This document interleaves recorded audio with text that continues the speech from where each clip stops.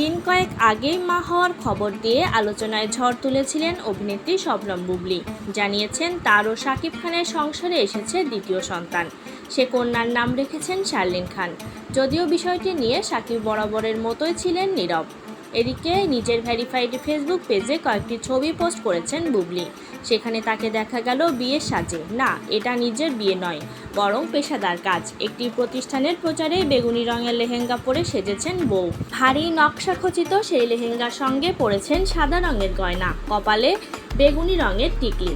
হাস্য উজ্জ্বল নায়িকার এমন রূপে মুগ্ধ হচ্ছেন তার ভক্তরা। ছবিগুলোর সঙ্গে ক্যাপশনে বুবলী লিখেছেন, অন্য সব রং তো কেবলই রং, কিন্তু বেগুনি রঙের ভেতরে যেন আলাদা প্রাণ আছে।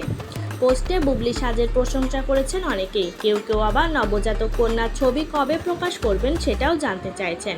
তবে বরাবরের মতোই মন্তব্যের ঘরে নির্বিকার নায়িকা। প্রসঙ্গত, বুবলীকে সর্বশেষ পর্দায় দেখা গেছে কোরবানির ঈদের ছবি পিনিকে। জাহিদ জুয়েলের ছবিটি অবশ্য দর্শককে আকৃষ্ট করতে পারেনি। ছবিতে বুবলীর সঙ্গে রয়েছেন আদর আজাদ।